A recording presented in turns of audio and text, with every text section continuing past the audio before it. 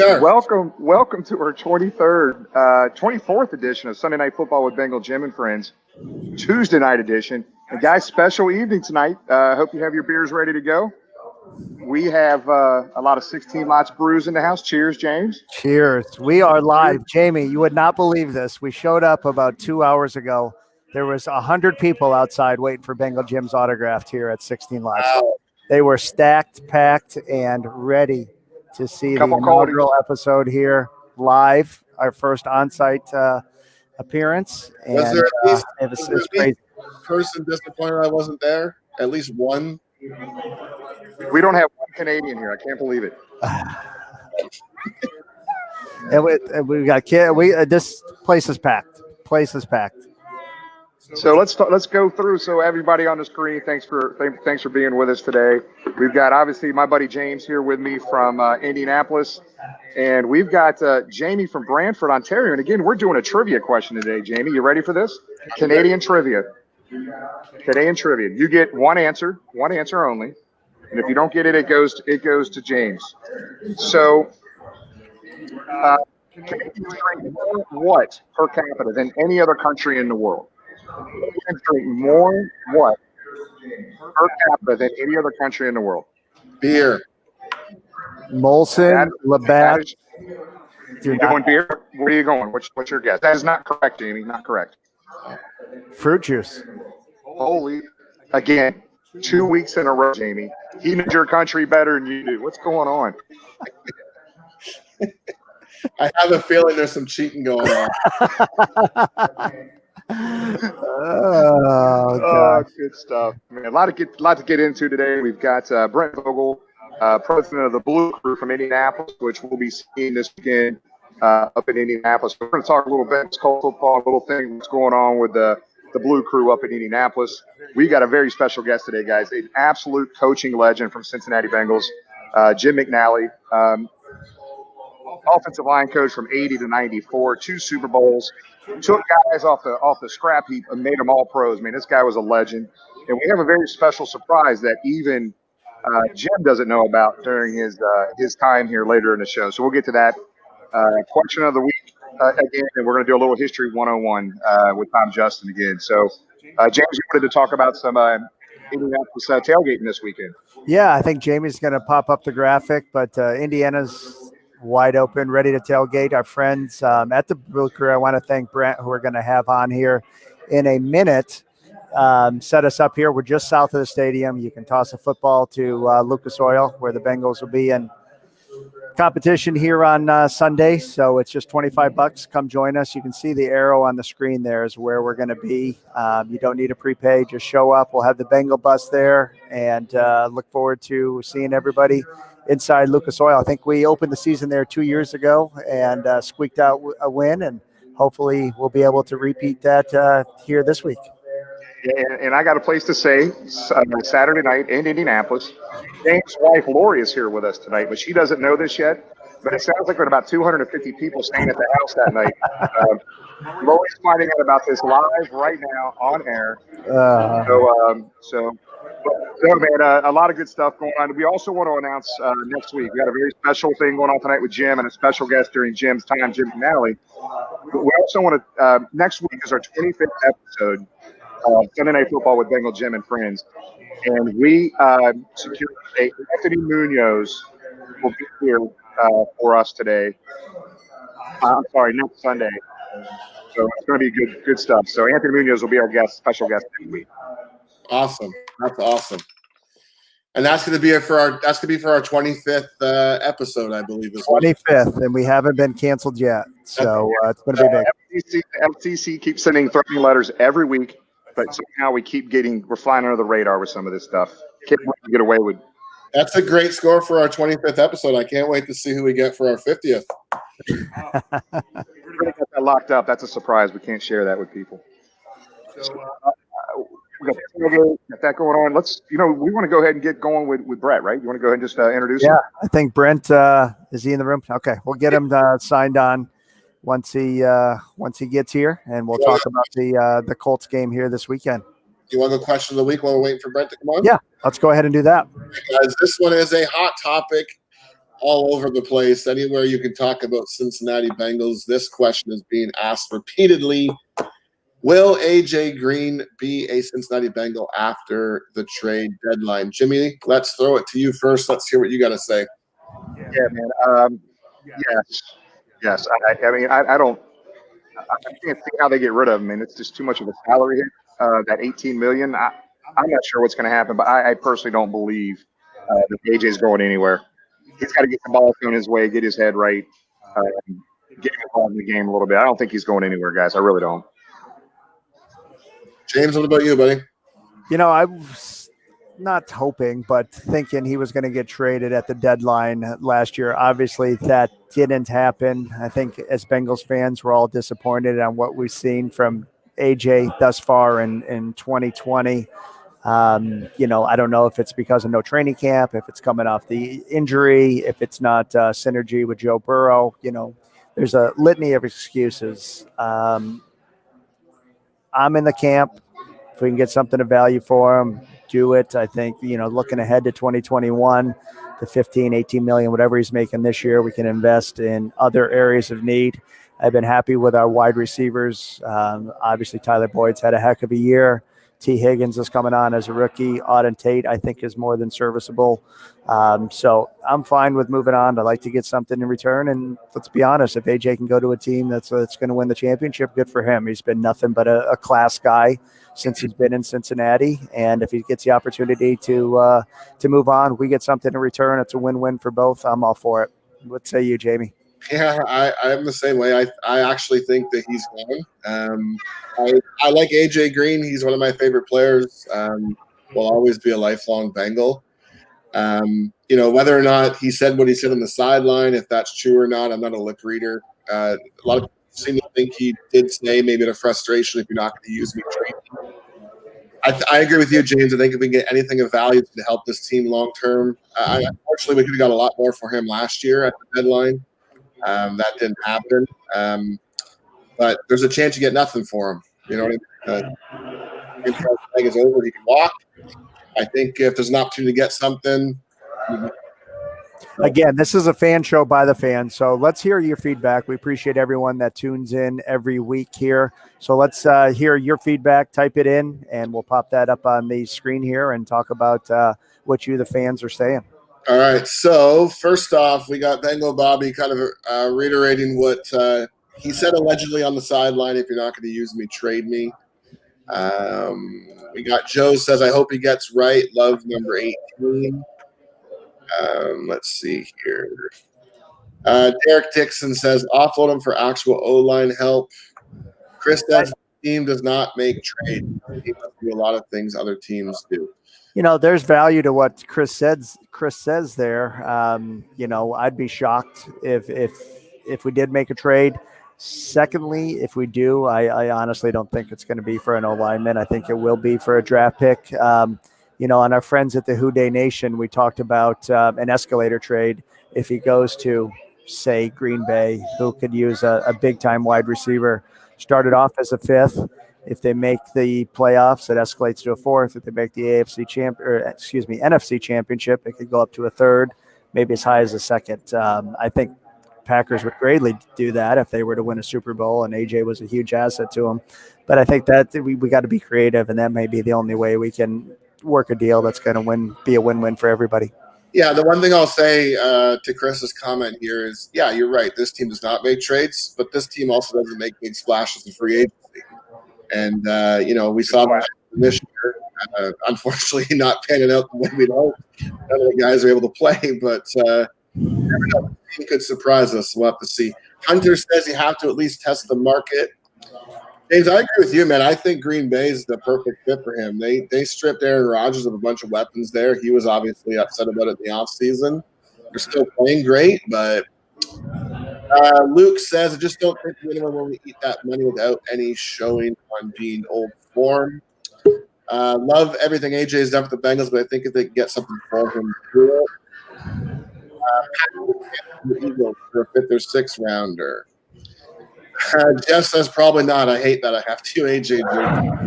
I think a lot of Bengals fans are in. I have like a display case with 9 signed AJ Green helmets. So I'm also not liking this at all.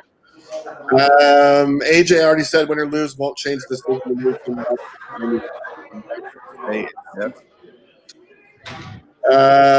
Bengal Bobby again. Trade AJ and Ross with the value of picks. The problem here, guys, is AJ Green and Ross aren't worth a lot to anybody. I mean, AJ, if you're trading for these guys, you're trading on what they're going to be able to produce.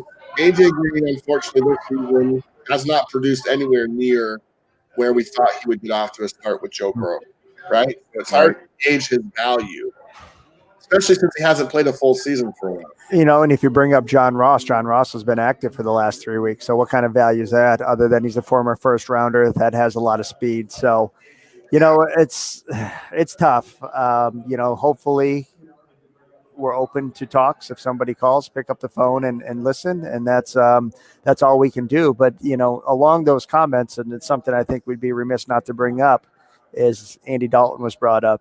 And what we saw go down in Dallas on Sunday was tough. You know, you hate to see an NFL star go down. We saw Dak go down with that gruesome injury.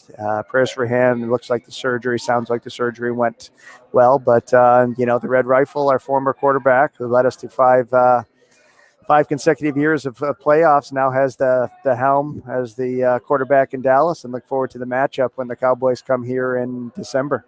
You know, and I don't know about you guys, but watching that game when Dalton came in, I was cheering for him to come down and march down the field and get that win. And I'm glad to see him do that. And as much as I do not like the Cowboys, it'd be nice to see him go and do something there.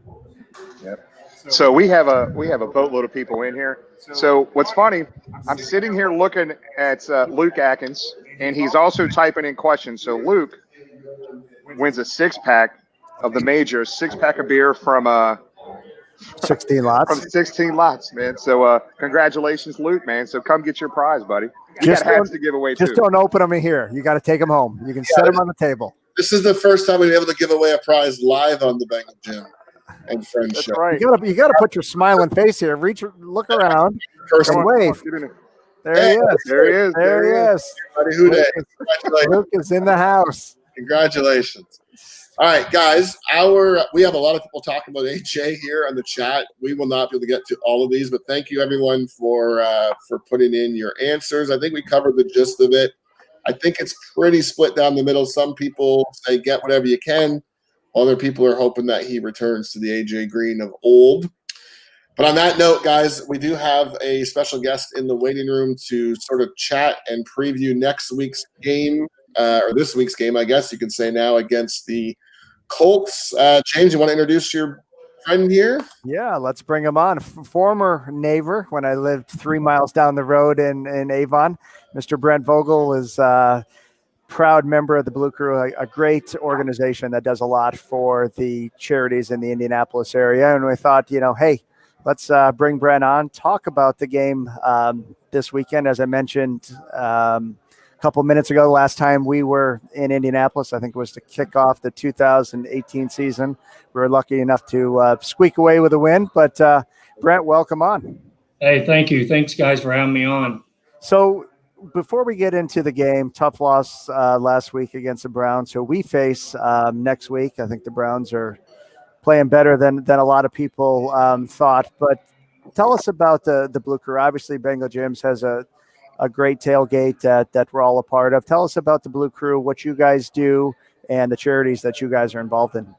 Sure. So the Blue Crew was established in 1997. And how we came about our name was actually in 95 when we played in the AFC divisional game against Kansas City. We were actually walking out of the stadium after winning that game with Jim Harbaugh as our quarterback. And a couple of Kansas City fans reached out to us and said, "Hey, good game, Blue Crew." So that was kind of how the name came about. We established a club with 6 individuals underneath of a pop-up tent, and then it started transitioning into 800 members. And what the Blue Crew is all about is we are the only fan club for the Indianapolis Colts.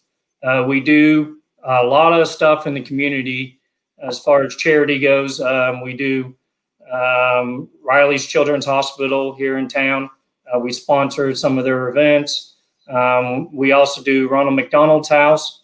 And then, for instance, just the other day, Friday, there was a little kid that was being discharged from the Peyton Manning's Children's Hospital that had cancer for 2 years. And there is actually one of his requests as he was being discharged, obviously with the name Colton, his family was a big Colts fan. His request was to ride on one of our Blue Crew. We have a fire engine, which is kind of like the symbol of the Blue Crew around the circle. So we picked him up from the hospital, took him around the Monument Circle in downtown Indianapolis, and gave him that opportunity. So that's what the Blue Crew is all about. Obviously, we do our tailgating and stuff throughout the city. That's a blast also. I mean, everybody knows what that's all about. But, that's sort of the things we do as far as the community goes. That's awesome. We love to drink beer and hang out, but giving back to the community is so important. So doing that for Peyton Manning's Children's Hospital, Riley, all that stuff is great. So let's talk about the game this weekend. Obviously, it's a whole new team this year. Phillip Rivers comes in at quarterback. You had a couple nice picks in the draft. Jonathan Taylor's having a great year. Tell us your thoughts on the season thus far and where you guys are at. Well, it's been kind of it's been one of those where we don't really know where we're at today. I mean, we thought bringing in Phillip Rivers would be an upgrade at quarterback for the Colts. I'm not so sure everybody's on board with that right now, to be real honest with you. He's had some tough goes, as far as some interceptions that he's thrown that's been costly for the team. And I think Phillip would be the first to admit to that. But, yeah, I mean, as far as the defense goes, the defense has really stepped up. Getting Buckner from the San Francisco 49ers for our draft pick in the first round was huge for the Colts. Put pressure up the middle, and then obviously we got our edge rushers. And then our linebackers are playing really well. Hopefully Darius Leonard's back this week. That's a big must for us. And then the back end, we got some real young safeties. Julian Blackman, rookie out of Utah, is playing really well as a rookie. And then Dontrell Willis is also playing well out of Michigan State. So we're young on the defense, but I think we're quick and fast.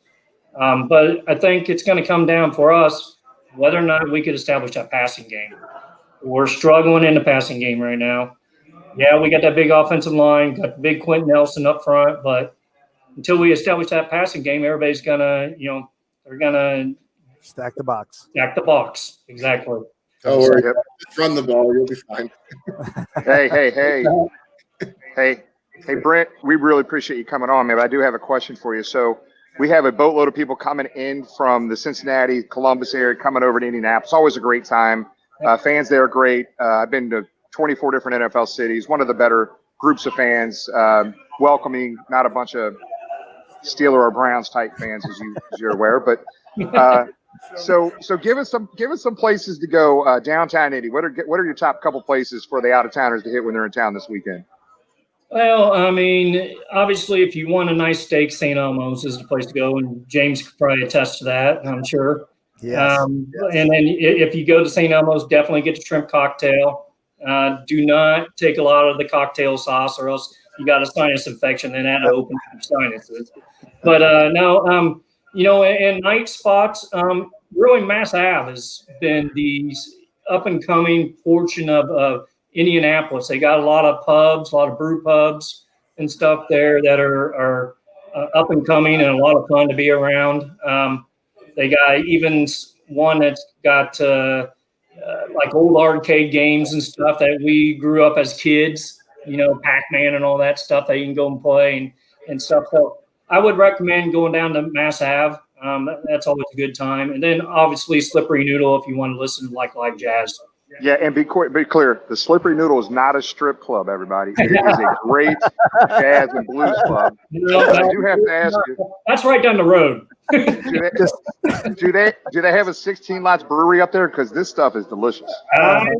I don't believe so, but that sounds good, man. I could use one of those right now. Speaking of that, Brent's a craft beer connoisseur, so he could definitely tell you that. But you know what? You mentioned the O-line earlier, Brent, and O-line's been a huge struggle for us this year, last year, the year before, and certainly we'd be envious of that. So going back to the passing game and the struggles that you're talking about, what is the problem? Is it the wide receivers? I think Pittman, your draft pick out of USC, is injured. Is it T.Y. Hilton's not the same receiver? What's causing the struggles in the passing game, or is it Phillip Rivers' arm? Personally, I think there's a little bit of everything that you mentioned there, James. I mean, it's, Phil's, I don't feel Phyllis has the arm to go downfield. I could be wrong on that, but and then also it just doesn't seem like he's connecting with the wide receivers. If you go back to his days in, Los Angeles, obviously last year, and then San Diego before that, he's always been big on throwing to his tight ends, right? And for some reason last week, we did not throw to the tight ends hardly at all. I think we had maybe one catch to a tight end last week. And it's not like we don't have tight ends that could stretch the field. Mo Alley Cox could stretch the field. He's, a basketball player just like Antonio Gates was. So I think that just connecting with some of those wide receivers just has not happened quite yet. And to your point about T.Y. Hilton, I don't know if Phyllis has the arm to throw downfield to connect with T.Y. You saw that when Andrew Luck was there. You even saw a little bit with Jacoby Brissett last year. They really could throw the long ball, but we just haven't seen it yet. Maybe it's just it's timing. Maybe it just needs a little more time for it to happen, but we just haven't seen it today. So hopefully that comes to fruition. So Brent, so what I'm hearing you say is that there's a chance. We have a chance to win this weekend. Hey, why they play the game, right? That's right. Hey, Brent, we have a few people in the chat. Obviously, the story you told at the top there about taking the kid out on the fire truck and stuff is obviously very awesome. A couple people are asking in the chat how they can donate to the Blue Crew. Do you guys have a way to do that? Yeah, so really we haven't set up a donation column on our website. That's one of the things we have talked about.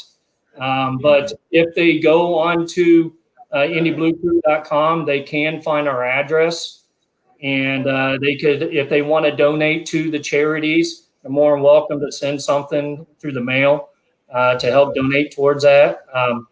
This year, we're actually sponsored the 3 different charities already this year. ALS is one, and then, like I said, we're looking into doing Riley's again, and then possibly some others. So that'd be the best way to doing it right now until we get something set up on our website specifically for donations. One last question for you, Brent. Obviously, Frank Reich is your head coach. Growing up in New York, I knew him as Jim Kelly's backup quarterback for years and years. He wasn't your first choice the last go-around. Josh McDaniels kind of gave up on you at the last hour.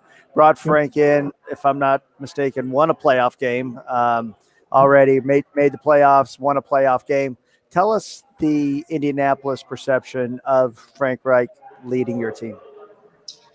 So, I met Frank a couple times. Very genuine gentleman. I mean, very soft-spoken. He's probably pretty much the closest clone to Tony Dungy you can get. And I say that because he doesn't get on his players. He doesn't cuss his players. So obviously that did well for the Colts franchise throughout, Peyton Manning era. So I think the fan base has really embraced him based off of that. And you go back to the Josh McDaniels thing. We kind of, as the fan base, look like we're kind of lucky that didn't happen. Not too many people have too many good things to say about Josh. I even got friends down that are Texans friends down there right now. I talked to them recently, and they said, "Hell no, we don't want Josh McDaniels down here." So it seems to be kind of the way everybody feels about him around the NFL. So I think we got pretty lucky with the coach that we have. I agree. I think he's done well. You talk about the Texans, Bill O'Brien. I've always been one of those people that said once those coaches leave the nipple of Bill Belichick, they don't seem to excel when they go elsewhere. Obviously, Josh has already failed in Denver, but going back to your division there, obviously Titans are on right now. I can't see the score, 14-10. It looks like over the Bills. Go Bills. I got some money riding on you tonight. Side note. But, I think you're looking at your division. It's wide open. Titans have had COVID after COVID problem. Doug Marone's probably not going to make it through the year in Jacksonville. Houston's already has a new coach. So looking at your division, certainly the Colts have an opportunity to take the AFC South. And just to let you know, the Titans just scored. It is 20-10 right now, pitting the extra point to be 21-10. So, and I'll be surprised. Going into this game, I thought the Bills would somewhat handle the Titans. Because how they've been playing. But yeah, no, I mean the AFC South is going to be why we do play the Titans two times within a 3-week span. So that's going to be really interesting to see how that pans out. But we got to get some things fixed on offense probably if we're going to stick with the Titans. Figure that out after this Sunday, okay? I'm hoping that we need to win this game really bad, Jim. Well, obviously you open the season with a loss against Jacksonville. That is our only win. First week, no practice, virus, all that stuff. So, like we said, anything can happen in the NFL. We've played the Browns within 5. I think you lost by 12 plus last week. It's the NFL. Anything can happen. We're just happy we have our franchise quarterback and Joe Burrow. Our biggest concern is he doesn't end up like Andrew Luck, retire early because he took so many hits. You guys invest in the offensive line too little, too late. Obviously, that's a huge issue for us. And maybe you want to touch on this as we wrap up here on the Andrew Luck time. Personally, you guys were blessed to go from Peyton Manning to Andrew Luck, two awesome quarterbacks. Now you're kind of in purgatory as you find out who's going to be the next one. But maybe talk about, that time with Peyton and Andrew and kind of where you're at now. Yeah, so obviously, enjoy the days of your franchise quarterback. You don't realize how blessed you are until you don't have one. Obviously, we went from Peyton Manning to Andrew Luck. I was at the NFL draft when we drafted Andrew Luck. And, I had a Philadelphia Eagles kid come up to me and said, "You guys got to be the luckiest team I've ever been around." You go from one Hall of Famer to supposedly the next best quarterback since Peyton Manning. So, to your point, James, our GM at that particular time did not surround him with, in my opinion, offensive talent on the offensive line, I should say. And Andrew took a beating. To a pulp. He lacerated a kidney and just shoulder where he had to go overseas and whatever got done, whatever he did overseas, and then came back and still had lingering issues. So if there's one message that, all Bengals fans obviously want to push to your organization is put some offensive line in front of that quarterback. Yeah. Because, you want that guy to be your quarterback for the next 20 years. Exactly. And otherwise, you'll be right with us trying to find your next franchise quarterback. Yeah. Well, we appreciate your time, Brent. Sorry there's not a Bengals fan right next door anymore. But keep doing what you're doing. You guys are doing great work in the community, and we look forward to the game on Sunday. Yeah, absolutely. Hey, you guys have fun. And yeah, again, if you guys come in town, yeah, if there's fans coming in town, I would recommend looking at Gate 10 if you do want to tailgate. They are one of the only areas around the stadium that is providing the assistance to tailgaters. So yeah, we appreciate that, Jamie. You can pop up that graphic again, but we are set up thanks to you, Brent, just south of the stadium, right there in Gate 10 with Ray there, the owner of the lot. So that'll be our official tailgate for Sunday, and anybody making the trek to Indianapolis, look forward to them joining us. All right. Cool. Appreciate it, Brent. Thanks, buddy. Go guys, and awesome. Go Colts. Take care, man. See ya. Take care, guys. All righty. That's one of the only guests we haven't said who day to as they were leaving. We could have. It feels weird not to say that. We could have. Well, we're waiting on Jim. I think Bengal Jim is trying to get in touch with Jim here and get him locked up. But going back, before we brought Brent on that AJ Green topic is going on. He didn't play the last half of the game because of a hamstring injury. And speaking of injuries, we saw a lot of injuries there in the Baltimore game. Sam Hubbard's going to be out. We saw DJ Reader, our big free agent signing, take a hit. And I just got a text from our buddy Josh. Bengals top 5 cap hits this season. Number 1's AJ Green at $18 million. Geno Atkins, $14.2 million. He's played one game. Carlos Dunlop, $10.9 million, who we saw recently get set back from a starter to a third down pass rusher. DJ Reader, who's now on IR at $10 million, and Trey Waynes at $10 million, who has yet to play a snap, being injured. So call it whatever. That concerns me so much because we as fans are begging for the Bengals to go make a splash. They finally do it this year, and everyone they sign is hurt. Or in Trey Waynes, hasn't even played a game. Yeah. So I really, really hope that this doesn't deter the organization from continue to invest, because as you know, and we talked with Brent about this, we need an O-line yesterday, and you're not going to get that O-line strictly through the draft. And we've seen this team obviously sign people's, practice players and stuff like that. That's not going to do it either. We need players on that line that can protect Joe Burrow.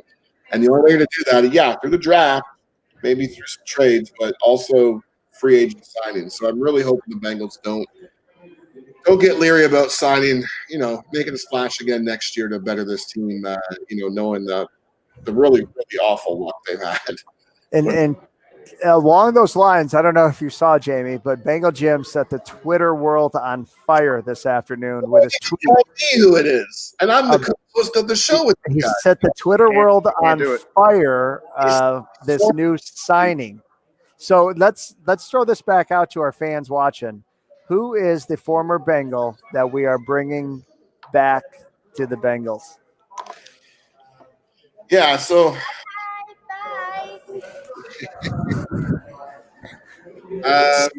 we'll wait and see what. Jamie, what's your guess? Since you don't know, since Bengal Jim wouldn't even tell you, what's your guess? Well, see, it's.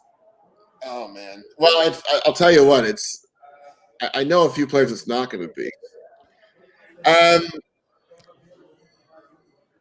I don't know, because the one guess I made already, he said it. He won't tell me much because he says he's sworn to secrecy. I'm kind of bummed about this too, because I'm part of the production staff here, and I'm in the dark.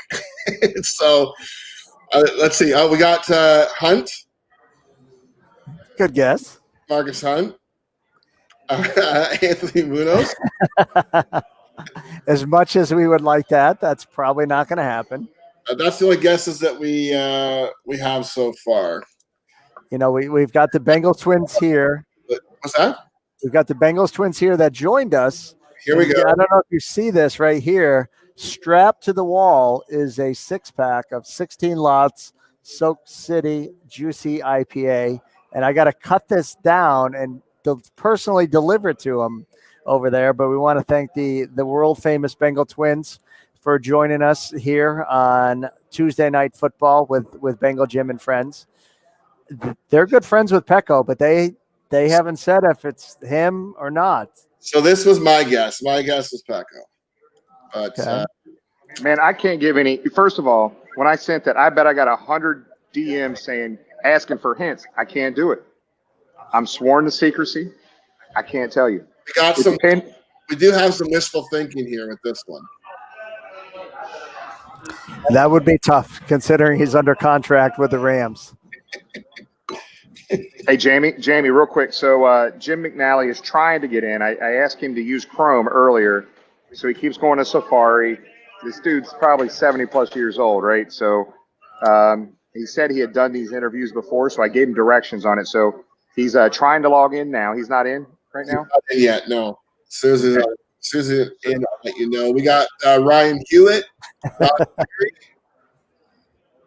Guesses coming in. That's interesting. Those are two guesses on the other side of the ball. We'd love for it to be Pecco. Yeah, I agree. Yeah, I don't know, man.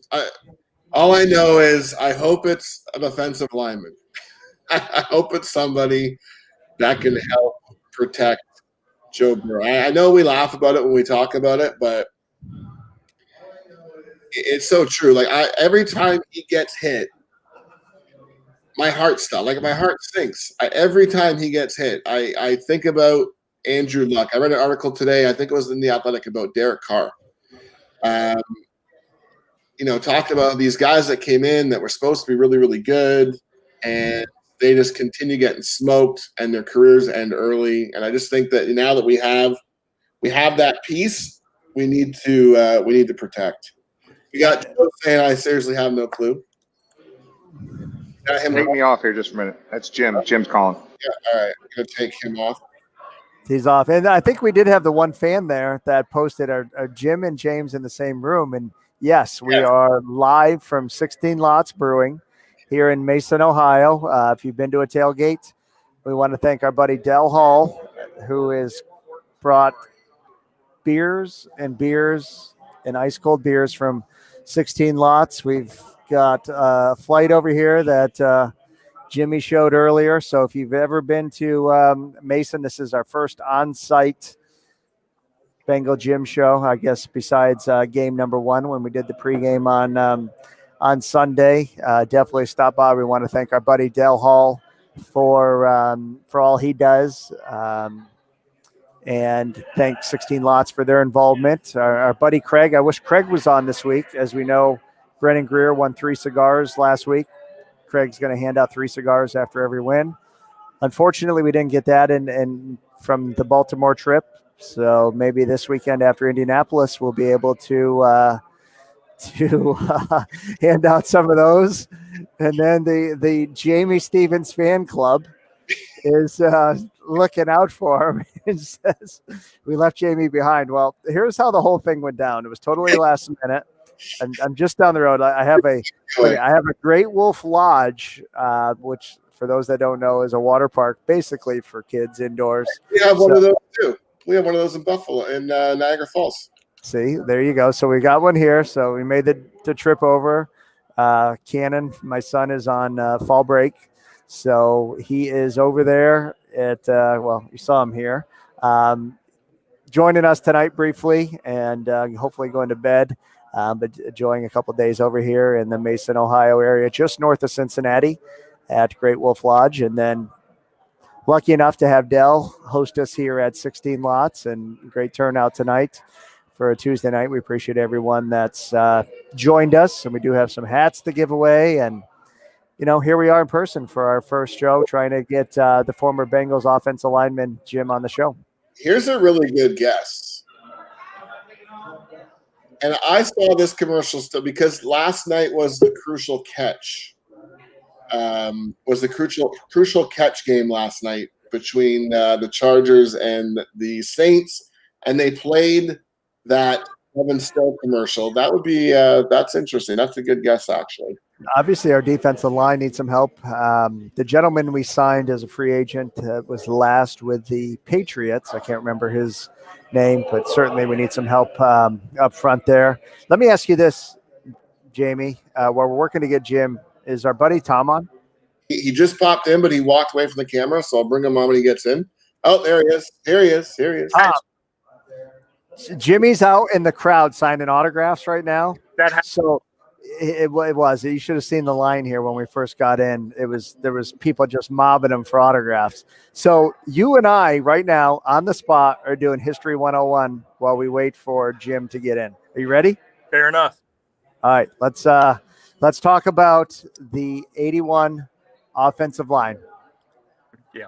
Well, with Jim McNally and that, a lot of that was a line he inherited. But with the exception of Anthony, who, of course, was a third overall pick in the 1980 draft, he had Dave Lapham, who was, in the prime of his career. Out of Syracuse. You forgot to mention Syracuse University. An Orangeman. Orange now. Orangeman's offensive. Just orange. At the time, Orangeman. Bush, who was a very good center, had a very long career in the NFL. Even, he was with Seattle for years after he left the Bengals. Max Montoya was a late round draft pick that Jim McNally really took a hold of and made into, a guy who really had a Hall of Fame career. And Mike Wilson, who came along and again had a very solid career for the Bengals. And then the Bengals actually traded for a first round draft pick to Seattle some years later. But, he took that, but really where McNally gained notoriety, it wasn't coaching the greatest offensive tackle of all time in Anthony. It was in the years following Super Bowl 16 where the Bengals, Dave Lapham, got a little older, went to the USFL and retired. Blair Bush was traded. Mike Wilson was traded. But low round draft picks. I mean, scrap heap guys. He just wanted guys with size, footwork, and intelligence was very important to him. In the 1984 draft, round 8, he tabbed Bruce Reimers out of Iowa State, who was a tackle coming to us from Iowa State.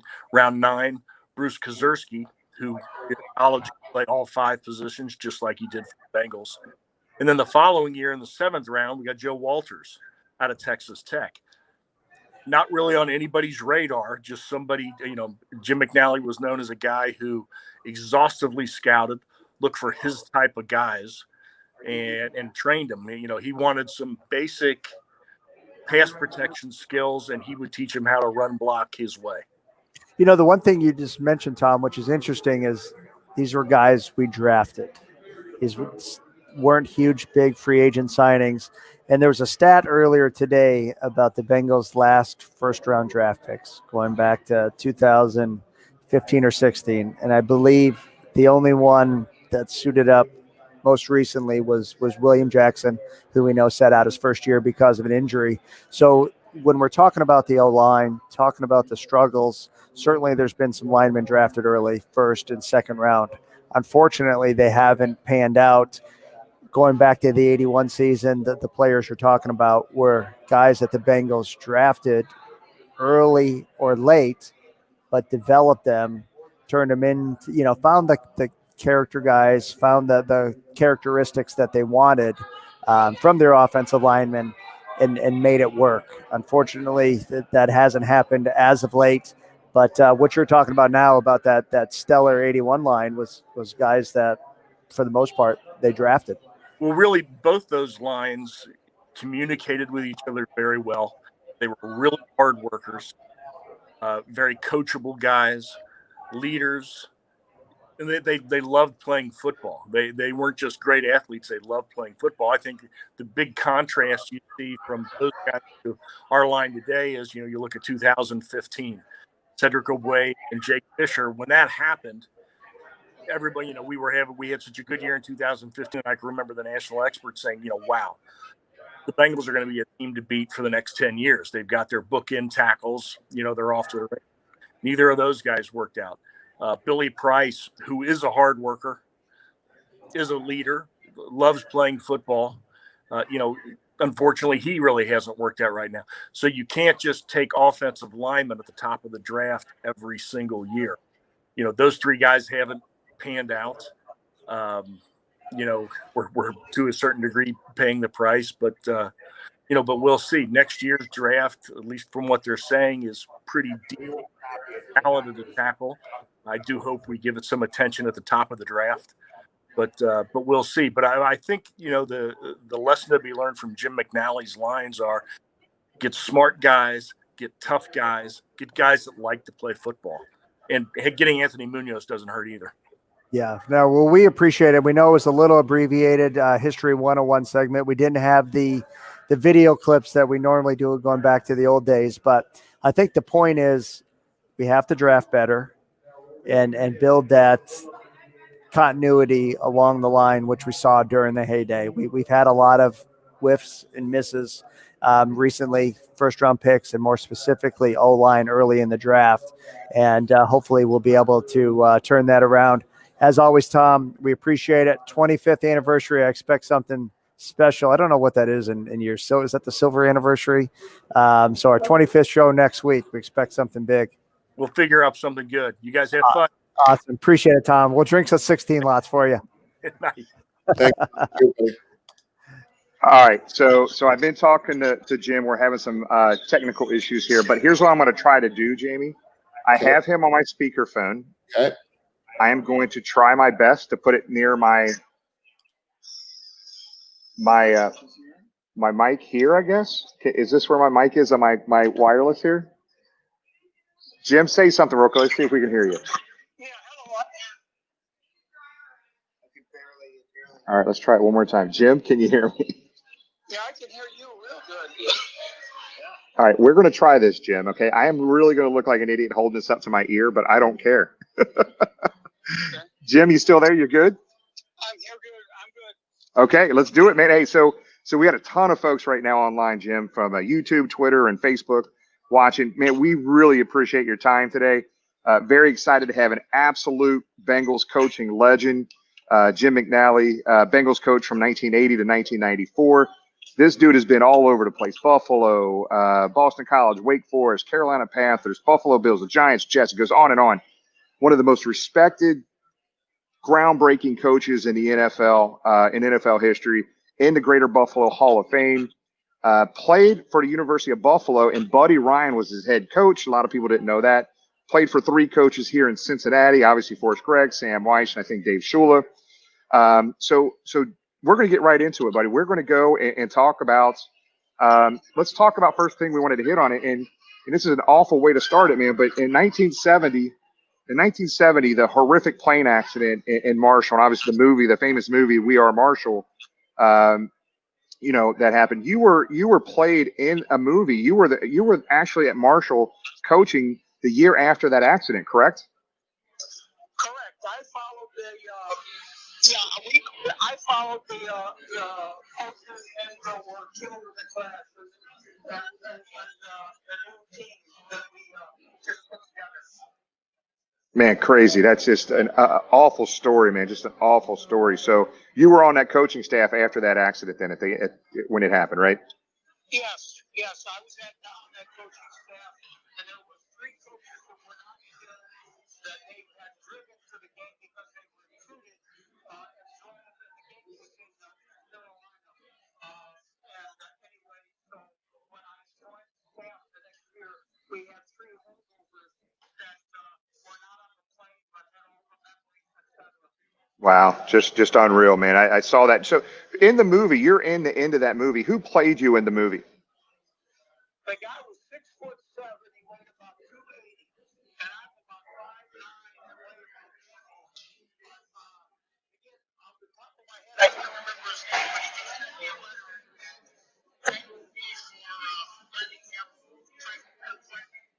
Yeah, that's really cool. So kind of move on. I thought that was a really cool story. I know a lot of fans don't know this, but let's talk about real quick. So you started with the Bengals in 1980, and your wife informed you that you received a message from Forrest Gregg. Tell us about that. You thought it was a joke? Yeah, I was recruiting for Wake Forest in Boston, and my wife said Forrest Gregg just called. I said, Forrest Gregg?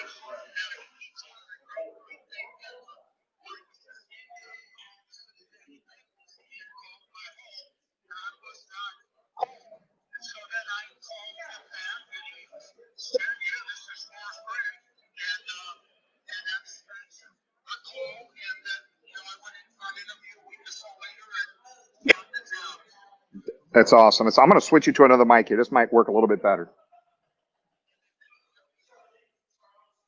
Yep. So we can hear you.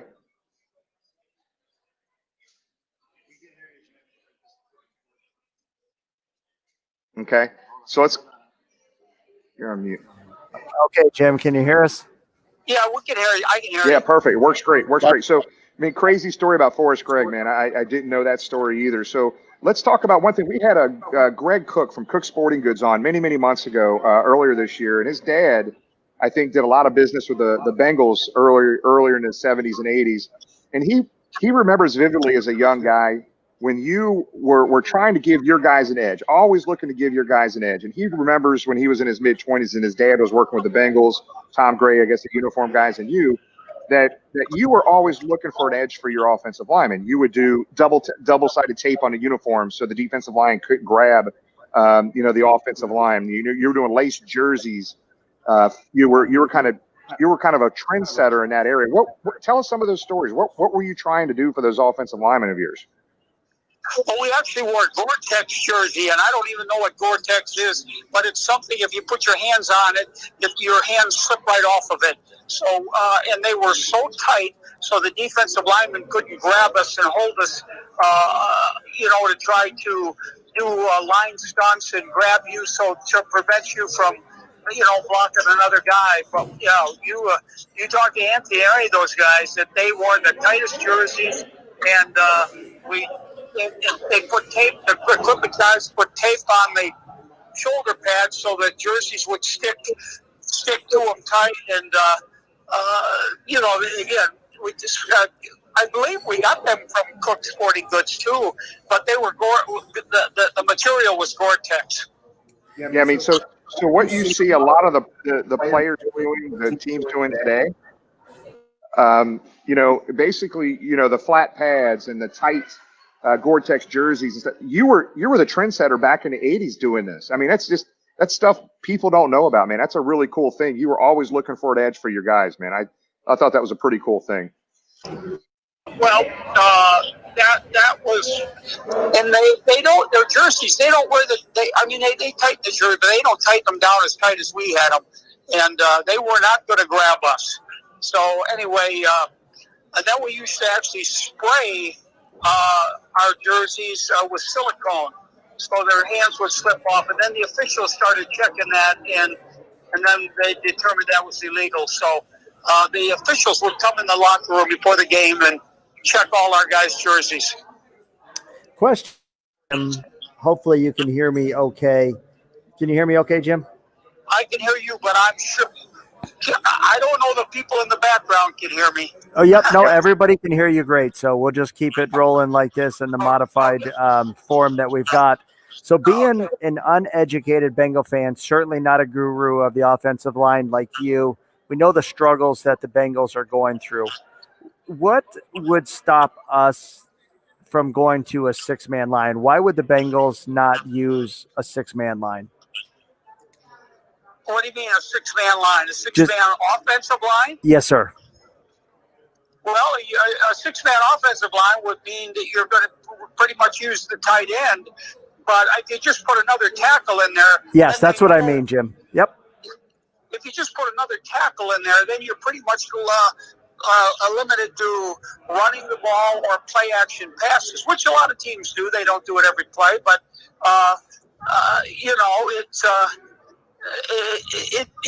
that six offensive lineman, he may be a little bit better pass blocker than the tight end, but he certainly wouldn't be able to run very good pass routes.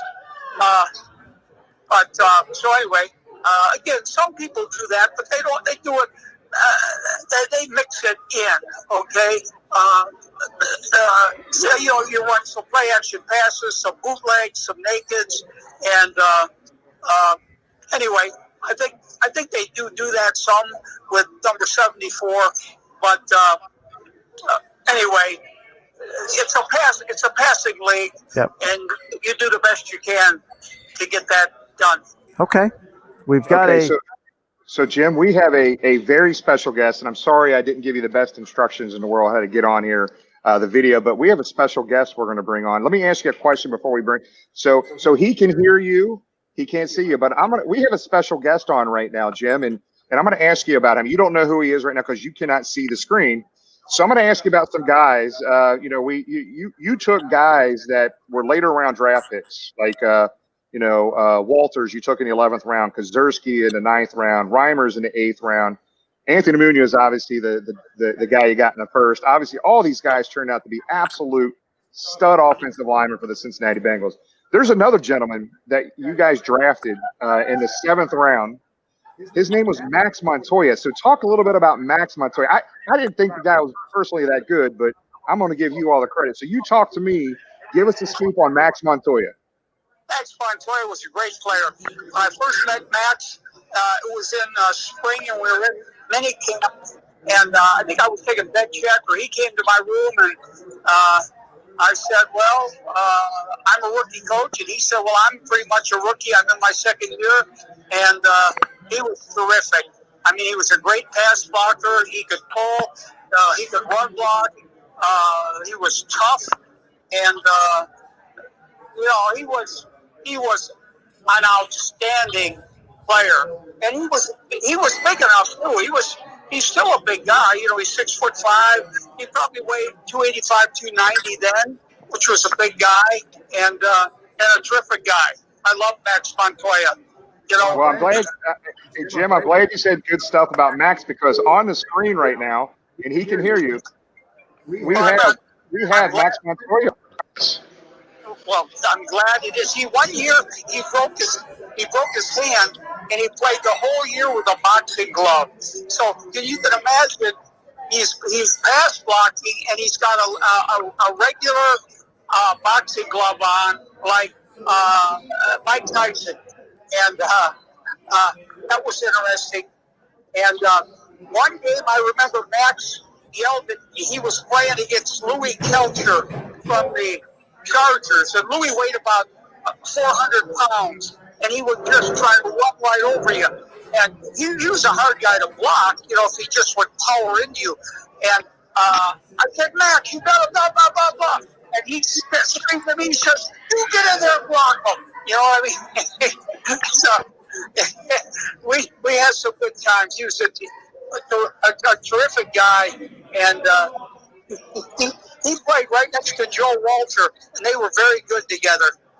Yeah. So Max, talk about Coach here, buddy. Oh yeah. Well, they were great. I mean, those two guys were great. I mean, they were good. I mean, they could block. They were smart.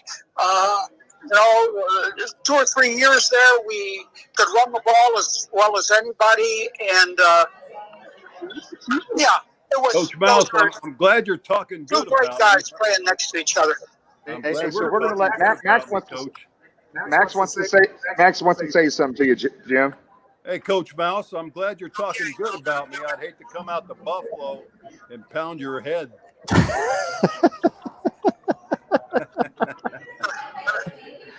I can't hear him, no. You can't hear me? He can't hear you. Yeah, he said you're talking. Glad you were talking good about him. If not, he was going to have to come out to Buffalo and pound your head. Yeah. Well, so anyway, we had Max, and then he went to the Raiders. He had 5 good years for the Raiders, and I'm glad he came back to Cincinnati. And I know he owns some restaurants there, and he's got his daughter. She's I believe she's on TV, and he's got some nice grandchildren, and he's the only Mexican that can't speak Spanish. That's true. You still hold it against me. I'll tell you that, too. Maybe hello and goodbye or good morning, but that's about it. He speaks more than I do. We had the 2 biggest Mexicans in captivity at that time with Max and Anthony Munoz. All right, Jim. Thank you. We're going to turn it over to Max. We appreciate you joining us. Have a great evening, my friend. Okay, thank you. Bye-bye. Coach Mouse, he's one of a kind. Oh, man. Thanks for coming on, Max. I know you were on with us many months ago. Yeah, but it's a good time, and I'm glad you had Coach Coach Jimmy Mack on because he is probably one of the greatest coaches, offensive line coaches in the NFL. And I know they induct coaches into the NFL and Jimmy into the the Hall of Fame. Jimmy Mack should be in the Hall of Fame. He was such a great innovator, very technique oriented, and he made some average guys into some pretty good ball players. Yeah, Max, talk about some of the things. I mean, there was a lot of. I'm going to move around because we're getting a little reverb here. But talk about. I heard. Anthony Munoz called him, and this is with love. He said this. Anthony Munoz called him like crazy. As Sam White's called him, a crazy dude. So I mean, it was all out of love. They respect this guy. So help me understand why was that? I mean, he was so different, right? He is kind of like a nutty professor. He just he's off the wall. He's just kind of goofy. One of the favorite times during the season, we'd have our own room and such, and we'd be watching films. All of a sudden, he'd shut the lights out, shut the film down, and it's pitch black in there. And he'd say, "Hey guys, let's just talk about life." And here we have a big game coming up, and we want to just talk about life. So he just does things off the wall, which is crazy, and it's just like a nutty professor. Yeah. Well, Max, look, man, we appreciate you coming on. We were trying to surprise Coach McNally, and I think we did.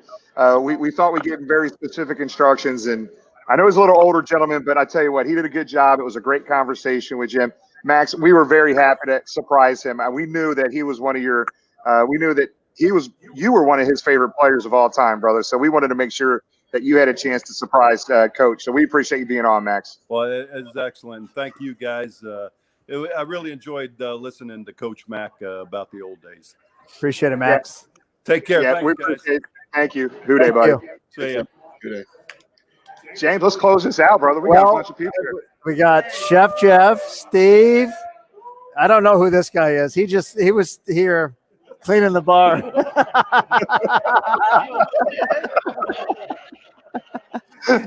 Jamie, where's all your friends behind you? Yeah. And my bottle of wine tonight, bro. Yeah. We've got other people on the other side of the bar here as well.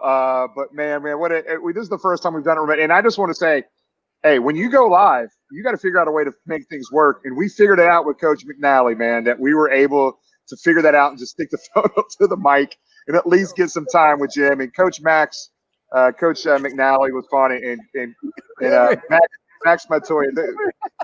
I just want to let everybody know that there's some people that in this group, my group's good. James' group, however, been here since 4 o'clock drinking craft beer, 7% alcohol. It is not a good thing. It is not a good thing. 16 lots of beer sales have been good today. Yeah, let's close it out here. Let's get out of here, guys. Jamie, I'll let you have you start with you, and we'll go Jamie, James, and myself. We'll close it out. All right. Well, since I have no friends behind me and I'm drinking by myself tonight, good show. 16 lots, guys. I'm glad you guys are having fun down there. As Jimmy said, going live is always fun when there's some. Hey, Jamie, we got a little problem. We got a camera issue with James' phone, laptop. It looks like we're seeing doubles back there. So we got.